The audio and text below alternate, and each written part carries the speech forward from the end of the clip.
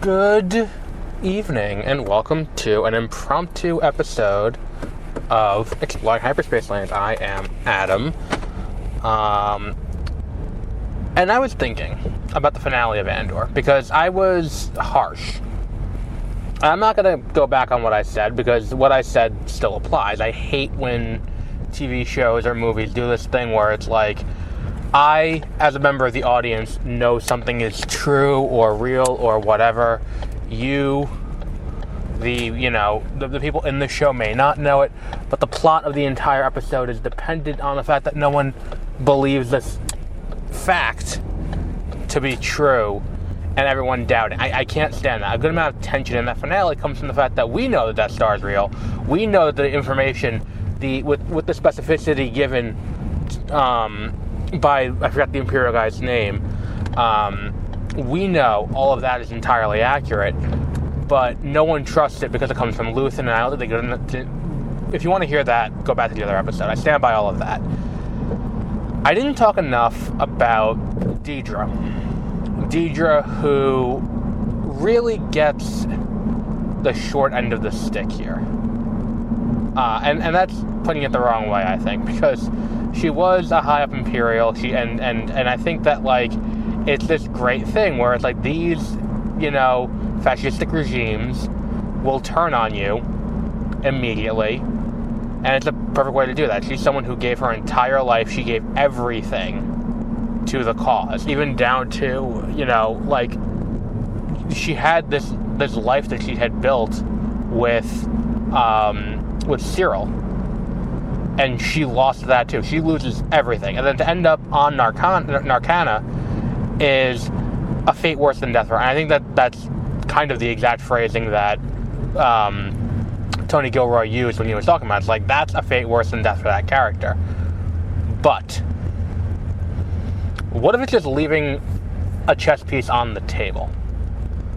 Back during season 1, if you go back and listen to the episodes of Beware of Spoilers where I talk about it in real time, one of the things I expressed is that it's like, look, this is around, like, Thrawn wouldn't be dead yet, or, cast off into the neighboring galaxy. Like, that wouldn't have happened yet.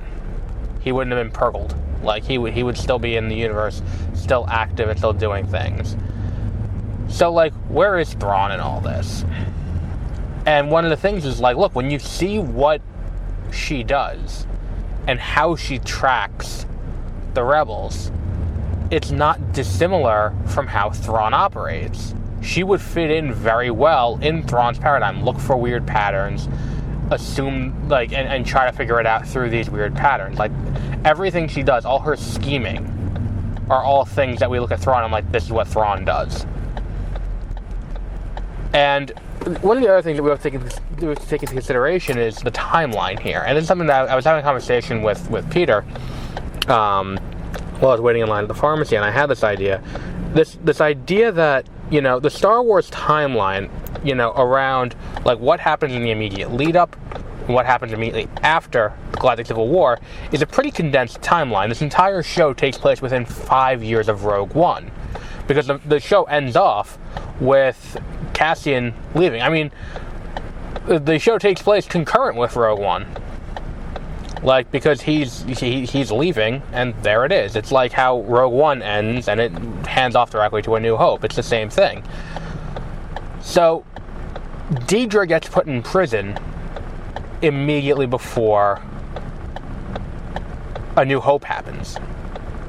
Like, she's thrown into Narcana 5 in that prison that Andy Serkis and Cassian led the escape of. She's put in that prison immediately before the Death Star is destroyed. Like, and that's assuming that, like, that clip we see is taking place concurrently with everything else. Like, the speed with which, I mean, and granted, that last episode we only see her, so there was time to get her sent over there, get her changed, get her put into the prison, all of that. Like, there is time for all of that. But, because the finale does take place over multiple days. But the idea that, this is 2 years before the death of the Emperor. like, and the rise of the New Republic. And 7 years before The Mandalorian starts. And then, I think The Mandalorian takes place over, like, 3 years. Even, like, Ahsoka's, like, 3 years after the start of The Mandalorian. So, like, let's say conservatively, we are a decade removed from the events of this show. Dedra could come back.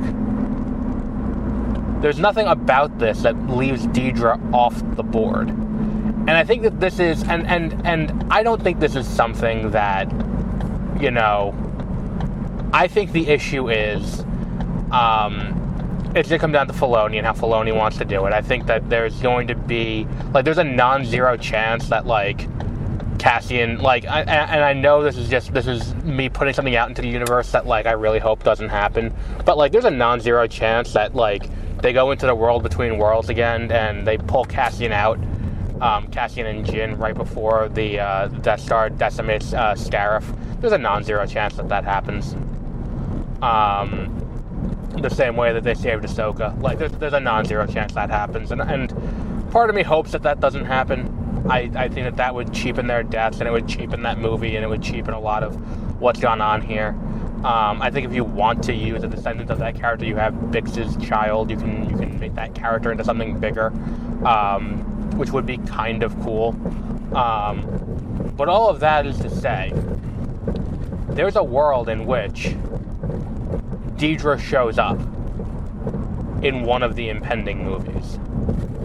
There's a world in which Dedra is working with Thrawn in, you know, maybe she shows up as she could be the bad guy, or is Sigourney Weaver the bad guy in what's it called, in The Mandalorian and Grogu. I mean, either way, there's a chance that she shows up and she's there for The Mandalorian and Grogu, because she would be alive. Like, I think a really interesting start to The Mandalorian and Grogu would be a break-in on Narcana 5 and a liberation of this person. Like, I feel like if this was going to happen, like, that's the thing, is that it's like, I think that Andor is insulated enough from the rest of what's going on in the Disney Plus Star Wars universe that, like, that, you know, it's insulated enough to the point that, like, they can't make long-term plans around that, and I feel like this would need to be part of a longer-term plan. And we would have had this kind of set up at some point during these 3 seasons of The Mandalorian that we've had. The idea that, like, oh, and here's Dedra, like, she's an Imperial spy. Like, I think if that was the case, she would have taken the role that Katie O'Brien plays. I forgot her character's name, but, like, that character would have been Dedra. Like, I think if this was a cohesive universe, that character would be Dedra. Like, the idea that, like, this is a character that was liberated from an Imperial prison. She's working with Moff Gideon. Like, I think they would, if they're going to do this and bring this character back, they're going to want to save her for Thrawn, because I think that this is a character that is smart enough that you can put her in with Thrawn, and that'd be pretty cool. But yeah, I'm interested to see what they could do with this character in the future, because I think, handled well, it could be an interesting story, because it's like, I could see it going either way. Like, I could see her turning against the First Order, or whatever the First Order is at this point in the proceedings. I could see that happening, or I could see her going, you know, complete 180. Like, yay, they're back. We are going to We are going to, you know, continue that story. She's just gonna go right back to Imperialing. So it could go either way. But we'll see, and we'll wrap up there for today. And until our next episode, have a great rest of your week.